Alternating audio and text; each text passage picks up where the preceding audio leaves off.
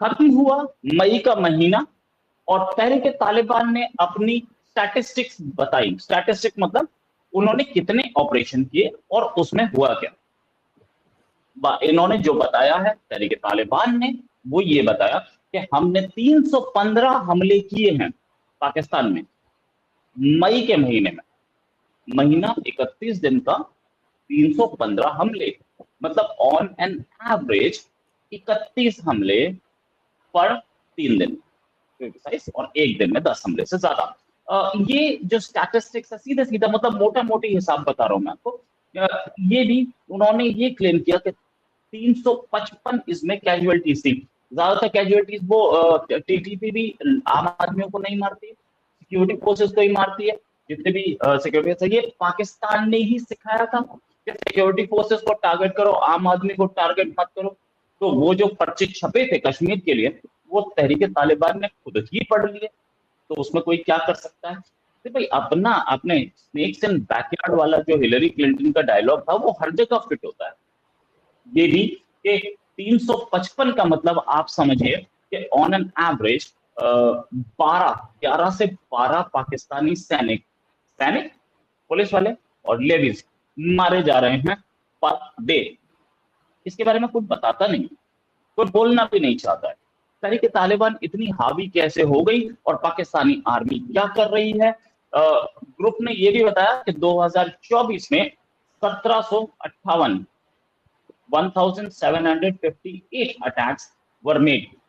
इसी बात करने के लिए हमारे साथ मेजर राकेश शर्मा जी, जो कि शौर्य चक्र से सम्मानित हैं। पीछे फोटो भी है एपीजे अब्दुल कलाम हमारे प्रेसिडेंट, ऑनरेबल प्रेसिडेंट से अवार्ड लेते हुए। सर बहुत बहुत स्वागत आपका हमारे शो में। सर ने करगिल वॉर लड़ी है और उसके साथ साथ जम्मू एंड कश्मीर में पूरे टेरेन के साथ, मतलब साउथ कश्मीर हो, नॉर्थ कश्मीर हो, हिली हाइट्स हो, चाहे कितनी भी ऊंचाई हो, अपनी सर्विस का एक मेजर पोर्शन इन्होंने जम्मू एंड कश्मीर में बिताया है। सर एक चीज, तहरीक तालिबान इतने अटैक कर पाता है, कैसे कर पाता है? पाकिस्तानी आर्मी उसको रोक नहीं पाती। How is it possible? बहुत बहुत धन्यवाद रोहित जी। सर्वप्रथम सारे भारतवासियों को, आपको मेरी तरफ से जय हिंद। देखिए, जो तहरीके तालिबान पाकिस्तान और तालिबान जो आज की तारीख में अफगानिस्तान में रूल कर रहे हैं, इनके जो जन्मदाता थे वो पाकिस्तान आर्मी ही है। पाकिस्तान आईएसआई, पाकिस्तान आर्मी ने इनको क्रिएट किया था 90s में। और उसके बाद पाकिस्तान स्ट्रेटेजिकली जो इनकी सोच थी और जो इनके एफर्ट थे वो ये थे कि इनको हम इंडिया के अगेंस्ट इस्तेमाल करेंगे, जैसे कि बाकी मिलिटेंट्स आउटफिट को ये हमारे अगेंस्ट यूज कर रहे हैं। एलईटी हो गया, जैश हो गया, पहले हिजबुल मुजाहिदीन होता था। तो स्ट्रेटेजिकली इनको क्रिएट किया गया और इनका सपोर्ट पाकिस्तान सोसाइटी में मिलता है। खासकर जो आप बात कह रहे हैं टीटीपी, तो टीटीपी का जो काडर है वो काडर ही पाकिस्तान का जो वजीरिस्तान वाला इलाका है केपीकी में और कुछ बलूचिस्तान में, इन इलाकों से टीटीपी का काडर आता है। तो टीटीपी का जो काडर है उसको लोकल पॉपुलेशन में मर्ज होने में, गायब होने में, ऑपरेट करने में पूरा सपोर्ट मिलता है। और ये पॉपुलेशन जो पाकिस्तान और अफगानिस्तान की जो बॉर्डर है उसके दोनों तरफ ये लोग रिहाइश करते हैं, दोनों तरफ से पाए जाते हैं। तो जब इस तरफ से प्रेशर बनता है पाकिस्तान आर्मी की तरफ से, तब ये लोग इजीली अफगानिस्तान की साइड चले जाते हैं। और जैसे ही प्रेशर थोड़ा सा ईज आउट होता है, वापस आ जाते हैं वजीरिस्तान में और केपीके में। इनको वहां पर बखूबी एडमिनिस्ट्रेशन की तरफ से और जो वहां की जो लोकल बासिंदे हैं उनकी तरफ से पूरा सपोर्ट है। पाकिस्तान आर्मी इस सपोर्ट को और जिस तरीके से ये टैक्टिकली ऑपरेट करते हैं उसको समझने में नाकामयाब रही है। जो स्ट्रेटेजी और जो टैक्टिक्स पाकिस्तान आर्मी को इनको हैंडल करने में या इनको मैनेज करने में लगानी चाहिए, पाकिस्तान आर्मी एक ट्रेडिशनल आर्म फोर्सेस का जो वॉर होता है उसकी तरह इनके साथ लड़ने की कोशिश कर रही है, जिसमें वो कभी भी सक्सेसफुल नहीं हो पाएगी, ना हो पाई है। और आपने ये जो आंकड़े भी बताए ये आंकड़े अपने आप में दर्शाते हैं कि पाकिस्तान आर्मी कितना वहां पर किस तरीके से जबरदस्त तरीके से फेल हुई है टीटीपी को हैंडल करने में। और अभी 2 दिन पहले ही वहां पर अटैक हुआ है जिसमें 12 इनके जो है फौजी और कुछ लोग मारे गए हैं। 15-16 मई को भी अटैक हुआ था जिसमें लगभग इतने सुसाइड अटैक हुआ था, सुसाइड बम्बर इनके बलूचिस्तान में इनके कैंप में घुस गए थे, पाकिस्तान आर्मी कैंप में, वहां पर काफी इनके फौजी जो है वो मारे गए। और ये सिलसिला जारी है पिछले इतने सालों से।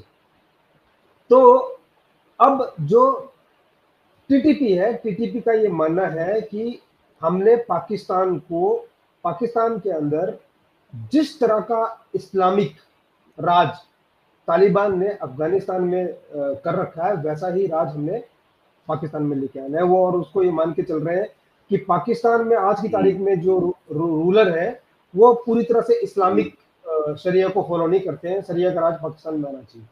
तो पाकिस्तान आर्मी इसको हैंडल नहीं कर पा रही है, और जिस हिसाब से, जैसे मैंने आपको बताया, स्ट्रेटेजिकली बहुत बड़ी गलती है पाकिस्तान आर्मी की और पाकिस्तान रूलर्स की, और ये इसको काबू नहीं कर पाएंगे जिस तरीके से ये इसको मैनेज करने की कोशिश कर रहे हैं, नहीं हो पाएगा इससे। नहीं, ये तो सही है कि नहीं हो पा रहा, साफ दिख रहा है। टीटीपी इतना धड़ल्ले से कैसे ऑपरेट कर पा रही है? कोई वो तो होगा कि ऑपरेट कर पा रही है उस एरिया में जो पाकिस्तान का एरिया है। पाकिस्तानी आर्मी पे ऑन एन एवरेज 10 से ज्यादा हमले पर डे हो रहे हैं, और पाकिस्तानी इंटेलिजेंस उसे टैकल नहीं कर पा रही, आर्मी टैकल नहीं कर पा रही, पुलिस टैकल नहीं कर पा रही। आर्मी से ज्यादा टेरर को टैकल करने में पुलिस का काम रहता है, या पुलिस भी टैकल नहीं कर पा रही। तो क्या रीजन है, क्या रीजन है कि ये टैकल करना मुश्किल हो रहा है? क्या इंटेलिजेंस फेलियर हो रही है, क्या आर्मी की फेलियर हो रही है, क्या पुलिस की फेलियर हो रही है? क्योंकि सबको पता होना चाहिए ना, ये टीटीपी का आदमी है, घरों में इस घर आके ठहरता है, उस घर को गिरा दिया जाए, तो अगली बार से पूरे गांव में कोई टीटीपी के आदमी को नहीं, या उनको अरेस्ट कर लो। कोई 4 घरों के खिलाफ एक्शन लोगे, आसपास के 50 गांव टीटीपी के लोगों को ठहराना बंद कर देंगे। ये पाकिस्तानी आर्मी नहीं टैकल कर पा रही, ऐसा क्यों? क्या आर्मी और पाकिस्तानी पुलिस डायरेक्टली खुद इन्वॉल्व दिख रही? तो आपने अपने सवाल में जो जवाब था उसका एक इंडिकेशन आपने दिया है, मैं उसको एलोबरेट करता हूँ कि जो ये इशू है, जो टीटीपी वाला इशू है, ये सोशल इशू है। जो केपी के वजीरिस्तान में जो एडमिनिस्ट्रेशन है उसमें से काफी लोग टीटीपी के काडर के लोग हैं। जब एडमिनिस्ट्रेशन में ही टीटीपी का काडर बैठा हुआ है तो आप ये देखिए कि कैसे जो है लोकल पुलिस या लोकल इंटेलिजेंस उसको हैंडल कर पाएगी, नहीं कर पाएगी, पहली बात। दूसरी बात, इनको तालिबान की सरकार अफगानिस्तान में, इनके लिए वहां पर ट्रेनिंग सेंटर्स बने हुए हैं, इनके लिए इक्विपमेंट बने हुए हैं, इनके ठहरने के कैंप बने हुए हैं, और इनके वेपन वहां पर उनको सप्लाई किए जाते हैं। सारी सप्लाई तालिबान की तरफ से इनको है, पूरा सपोर्ट है। अब जब जैसा कि मैंने आपको बताया, तो लोकल इंटेलिजेंस तो खत्म है। लोकल इंटेलिजेंस नाम की पुलिस इंटेलिजेंस हो गया या कोई इंटेलिजेंस ब्यूरो हो गया, वो तो आधे से ज्यादा लोग इनका हिस्सा है, इनके साथ मिले हुए हैं। और दूसरी बात यह है, जो आईएसआई का नेटवर्क है यहाँ पर इंटेलिजेंस का, वो इसलिए फेल हो रहा है, इसलिए उनको जो इंफॉर्मेशन, जो उनका चैनल है वो काम नहीं कर रहा है, क्योंकि जो लोकल चैनल है, जो लोकल इनपुट्स टीटीपी को लोकली मिलते हैं, और जितने तेजी से मिलते हैं, जितने लगातार मिलते हैं, उतना तेजी से और उतने सही ढंग से आईएसआई का जो नेटवर्क है वो ऑपरेट नहीं हो पा रहा है वहां पर। इनफैक्ट वहां पर पहले ऐसी खबरें आई है कि जो आईएसआई के कुछ ऑपरेटिव्स थे, टीटीपी ने पहले उन ऑपरेटिव्स को खत्म किया, ताकि वो ये चैनल एक खुला हुआ था कि आईएसआई को कोई नेटवर्किंग करने की वहां पर पॉसिबिलिटी बनती, लोकल लेवल पर खबर लाने की या इंफॉर्मेशन लेने की, इंटेलिजेंस लेने की खबर कोई पॉसिबिलिटी बनती, तो पॉसिबिलिटी नहीं, टीटीपी उस पॉसिबिलिटी को ही खत्म कर रहा है, जिसको बोलता है ना कि एकदम जड़ से ही उसको साफ कर रहा है। तो यहाँ आईएसआई का नेटवर्क जड़ से साफ हो चुका है, लोकल नेटवर्क टीटीपी के साथ मिला हुआ है। पुलिस, आधी से ज्यादा पुलिस जो है वो खुद टीटीपी को खबर देती है। जब वहां पर फौज कार्रवाई करने की कोशिश करती है तो उसकी खबर वहां के जो पुलिस के लोकल लोग हैं और जो लोकल एडमिनिस्ट्रेशन के लोग हैं वो जाके टीटीपी को देते हैं, क्योंकि वो टीटीपी का काडर है, वो टीटीपी का बेस है वो। तो जो जब वो टीटीपी का बेस है तो वो फिर जाहिर सी बात है वो उनको जो आर्मी है या जो उनका इंटेलिजेंस है उनको सक्सेसफुल होने नहीं देंगे, और ऐसा ही हो रहा है, और इसीलिए इतनी बुरी हालत हो रखी है वहाँ पर पाकिस्तान आर्मी की। और मुझे नहीं लगता है कि ये कोई जल्दी इसमें कोई सुधार आने वाला है। अच्छा, ये बात आपने सही बोली कि इसमें जल्दी सुधार होने वाला ऐसा नहीं लगता है। लेकिन हाँ, अगर मैं बात करूं तो पाकिस्तान ने एक इस्लाम का भांग दी थी। पूरा कंट्री उस भांग के नशे में घूमना शुरू हो गया। हालांकि उसी से दूर भाग रहा है सऊदी अरेबिया। सऊदी अरेबिया ने शराब की दुकानें खोल दी। सऊदी अरेबिया ने वहां पे फैशन शो खोल दिए। वहां पर सब कुछ हो रहा है। वहां पर गेम्स हो रहे हैं। वहां पर अब स्विमिंग कॉस्ट्यूम में लड़कियां दिख रही हैं। पाकिस्तान उसी ट्रैप में फंस चुका है। और वहां के लोग जो है वो तहरीक तालिबान पाकिस्तान को ये बोलते हैं कि ये हमें जन्नत दिलाएगी। 72 हो रहे हैं, तहरीक तालिबान दिलाएगी, पाकिस्तान की आर्मी नहीं दिलाएगी। कितना, क्योंकि आप एक ऑपरेशन में आप अपनी जिंदगी में वहां सर्व कर चुके हैं, क्योंकि हिली एरिया होता है, टेरेन खराब होती है। कितना टफ होता है किसी आर्मी के लिए ऐसी जगह ऑपरेट करना। देखिए, पाकिस्तान आर्मी जो है उनके बारे में जो लोकली नॉन बातें होती हैं, तो पाकिस्तान आर्मी एक गेस्ट आर्मी मानी जाती है। गेस्ट आर्मी वो है जो बहुत कभी जरूरत पड़ती है तो घूमते फिरते वहां पर आते हैं, और उसके बाद वो खुद इनफैक्ट वहां पर यह हालत हो रखी है कि पाकिस्तान आर्मी के जो रेगुलर ट्रूप्स हैं उनको अपनी प्रोटेक्शन के लिए लोकल लोगों की हेल्प लेनी पड़ती है। आप सोचिए कि जो एक फौज है और वो फौज किसी दुश्मन को वहां पर दुश्मन से मुकाबला करने के लिए जा रही है, उस मुकाबला तो बहुत दूर की बात है, उनको अपने प्रोटेक्शन के लिए वहां पर लोकल सपोर्ट लेना पड़ता है। उनकी ऐसी हालत है वहां पर। जहां तक आपने जो इशारा किया है सऊदी अरेबिया का और बाकी कंट्रीज का, तो उसको मुस्लिम उम्मा ये लोग कहते हैं, मुस्लिम ब्रदरहुड। तो ब्रदरहुड नाम की कोई चीज नहीं है पाकिस्तान के लिए। मुस्लिम उम्मा में कोई जगह नहीं है। इसलिए जगह नहीं है क्योंकि सारी सऊदी अरेबिया हो गया या बाकी कंट्रीज हो गई, वो सब जानते हैं कि पाकिस्तान के से लेने के लिए कुछ नहीं है। पाकिस्तान से बात करने का मतलब है कि उल्टा उनको भीख देनी पड़ेगी। अभी जब आईएमएफ वाला जो इनका चल रहा था, आईएमएफ की तरफ से इनको लोन फैसिलिटीज मिल रही थी, एड मिल रही थी, तो इन्होंने सऊदी अरेबिया से उस टाइम मदद मांगी। तो सऊदी अरेबिया ने उन्होंने कहा कि पहले आप आईएमएफ से जाके लोन लेके आइए, अगर आप आईएमएफ आपको लोन दे देता है तो वो हमारे लिए गारंटी बनता है, तब हम आपको पैसा देंगे। तो उसके बेसिस के ऊपर इन्होंने कुछ इनको जो है लोन के ऊपर तेल दिया, कुछ और फैसिलिटीज दी, वो भी इसी बेसिस के ऊपर, क्योंकि आईएमएफ एक गारंटर बना उसमें। तो पाकिस्तान का मुस्लिम उम्मा, मुस्लिम ब्रदरहुड वाला जो सपना था, वो सपना अब कहीं नजर नहीं आता, वो चकनाचूर हो चुका है। आप देखेंगे कि अभी जो ऑपरेशन सिंदूर में जब भारत ने पाकिस्तान के ऊपर दिन दहाड़े जो अटैक्स किए, मिसाइल अटैक्स किए, ड्रोन अटैक्स किए, 9 साइट्स पे हमने जो है मिसाइल ठोके रात को, आधी रात को। कोई मुस्लिम कंट्री, खासकर जो मिडिल ईस्ट, सऊदी अरेबिया और उसके आसपास की जितनी कंट्रीज हैं, यूएई ले लो, आप कतार ले लो, जो कि बड़े मुस्लिम उम्मा के माने हुए वो है देश है, किसी ने पाकिस्तान के सपोर्ट में हामी नहीं भरी। कोई ऊपर नहीं आया उठ के कि हम जो है आपको सपोर्ट करते हैं।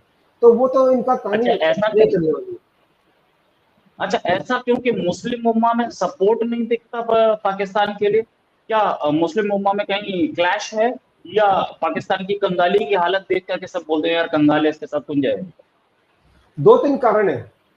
पहला कारण है रोहित जी की पाकिस्तान, जाहिर सी बात है कि सबको ये पता लग चुका है कि जहां पर भी पाकिस्तान जाएगा वो सबसे पहले अपना कटोरा लेके पहुंच जाता है।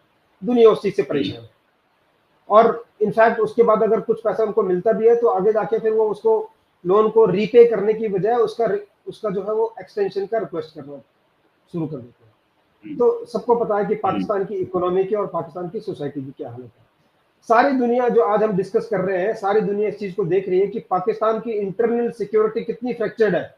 हर रोज टीटीपी के हमले, हर रोज बीएलए के हमले, कल देखिए बलूचिस्तान में क्या हुआ है, हर रोज। तो ये सारी चीजें जो है ये दुनिया के पटल के ऊपर उभर कर सामने आते हैं। लोग देखते हैं, सब देखते हैं क्या हो रहा है पाकिस्तान में। जहां इंटरनल सिक्योरिटी इतनी ज्यादा बिगड़ चुकी है, इतनी खराब हो चुकी है, वहां पर कोई कंट्री इन्वेस्ट करना नहीं चाहेगी। कोई भी सेफ महसूस नहीं करता वहां पर। चाइना बेचारा जो है उसने सीपैक में पैसा लगा के वो अब पछता रहे हैं, उनकी हालत इतनी खराब है। और तीसरी चीज है कि पाकिस्तान में एक प्रॉब्लम ये भी है कि पाकिस्तान ये सोचता है क्योंकि हम जो है ओनली कंट्री है जिनके पास जो है न्यूक्लियर बम है इस्लामिक नेशंस में, वो इसको इस्लामिक बम कहते हैं, तो वो इस चीज को लेकर बाकी इस्लामिक कंट्रीज में जो है वो अपना एक दबाव बनाने की कोशिश करते हैं, और वो दबाव जो है उसको कोई बर्दाश्त नहीं कर रहा है ना। बाकी देश तो क्या करेंगे, पर मुस्लिम उम्मा नहीं करता है, क्योंकि भाई वो बोलते हैं ये आपका न्यूक्लियर बम है, ये किस काम का है, इससे थोड़ी हमारे लोन रिपे होंगे, इससे थोड़ी आपकी डेवलपमेंट होगी, इससे थोड़ी आपकी भूखमरी और भीखमंगी जाएगी। तो वो सब चीजें हैं जिससे कि जो है जो इनका मुस्लिम उम्मा वाला एंगल है। आपको अगर ध्यान हो, इमरान खान ने एक बार कोशिश की थी एक अलग से एक ग्रुप बनाने की, इस्लामिक कंट्रीज का ग्रुप बनाने की, तो जो सॉरी सऊदी अरेबिया के जो प्रिंस हैं उन्होंने जहाज इनको दिया था ट्रेवल करने के लिए, उस समय वो रातों रात वापस मंगा लिए था उनसे। तो ये हालत है ना, ये हालत है। एक चीज मेरे साथ फाइनल क्वेश्चन दूंगा आपसे मैं, इस्लामिक बॉम्ब, न्यूक्लियर बॉम्ब बना लिया, इस्लामिक बॉम्ब है, तो वो जो चाइना को गधे बेचते हैं वो इस्लामिक गधे क्यों नहीं? देखिए ऐसा है ना कि जो इस सवाल का जवाब पाकिस्तान में कोई देने की स्थिति में नहीं है, क्योंकि इस्लामिक गधे क्यों नहीं। आप देखिए कि वहां पर जो है ये अपने आप को बोलते हैं कि हम सबसे बड़ा इस्लामिक स्टेट है, इस्लामिक बॉम्ब है, पर जब चाइना में जो मुस्लिम के साथ हो रहा है उसके बारे में अगर उनसे पूछा भी जाए तो वो नाक मोड़ लेते हैं, एकदम मुंह नहीं खोल सकते, जवाब नहीं, क्योंकि भीख मांगनी है। ईरान से टमाटर खरीदा तो वो टमाटर था ना, ईरान से टमाटर खरीदा वो शिया टमाटर था ना, तो ये गधे जो बेचते तो इस्लामिक गधे होंगे ना। तो फिर तो मैं तो कोई वो नहीं बोल रहा, सच बात है, जब बॉम्ब इस्लामिक हो सकता है, कुरान में तो बॉम्ब नहीं लिखा, कहीं लिखा है न्यूक्लियर बॉम्ब कुरान में नहीं, तो आप उसको इस्लामिक बॉम्ब बता सकते हो, तो आपके गधे क्यों नहीं इस्लामिक है भाई? इस्लामिक गधे आप चाइना को बेच रहे हो, ये भी तो मैटर सीरियस है। ये पाकिस्तान को सोचना चाहिए कि भाई हम इस्लामिक गधों का मर्डर करवा रहे हैं, और वहां जो मुस्लिम्स के साथ हो रहा है वीगर में, वो वीगर प्रोविंस में, वो कोई सुनने के लिए तैयार नहीं है। मस्जिदें ओवरनाइटली गिरा दी गई, एक बाबरी मस्जिद पे इतना हंगामा हुआ, एक प्रोटेस्ट नहीं देखा मैंने पाकिस्तान में, एक प्रोटेस्ट नहीं देखा, सब नहीं आप सुन सकते। रोहित जी, पूछा गया था तो पहले इनके प्रधानमंत्री हैं उनसे पूछा गया, फिर जब इमरान खान देखो आज जेल में पड़ा हुआ है, मुनीर ने उसको जेल में डाल रखा है, उससे बहुत बार पूछा गया ये चीज, तो उसने बोला कि भाई हम चाइना के बारे में, उसने बोल दिया हम बोल ही नहीं सकते चाइना के ऊपर। तो चाइना के अब चाइना ने जो है 50 बिलियन यूएस डॉलर के आसपास सीपेक में इन्वेस्ट कर रखा है। चाइना इनकी इकोनॉमी चला रहा है, चाइना को इन्होंने अपने assets, half of the assets of Pakistan are mortgage to China. तो आप जिसके पैरों में गिरे हो आप उसके खिलाफ नहीं बोल सकते हैं, ये चाइना के पैरों में गिरे हुए हैं। चाइना में थोड़ा बहुत जो गिन चुन के जो थोड़ा बहुत सपोर्ट मिलता है, चाहे वो मिलिट्री वाला सपोर्ट हो, चाहे वो जो है इकोनॉमिक सपोर्ट हो, थोड़ा बहुत चाइना से मिल रहा है, थोड़ा बहुत वहीं से भीख मिल रही है, तो उसके खिलाफ कैसे आदमी भाई, जब आप कर्जदार हैं तो आप जुबान नहीं खोल सकते हैं, ये तो सब ये कहावत मानी हुई कहावत। राइट, बिल्कुल सही। सर बहुत ही बढ़िया डिस्कशन, उम्मीद है जल्दी ही हम एक डिस्कशन और करेंगे, खबरों के साथ आते रहेंगे, लेटेस्ट खबरों के साथ। अभी के लिए नमस्कार, धन्यवाद, जय हिंद। धन्यवाद रोहित जी, धन्यवाद, जय हिंद।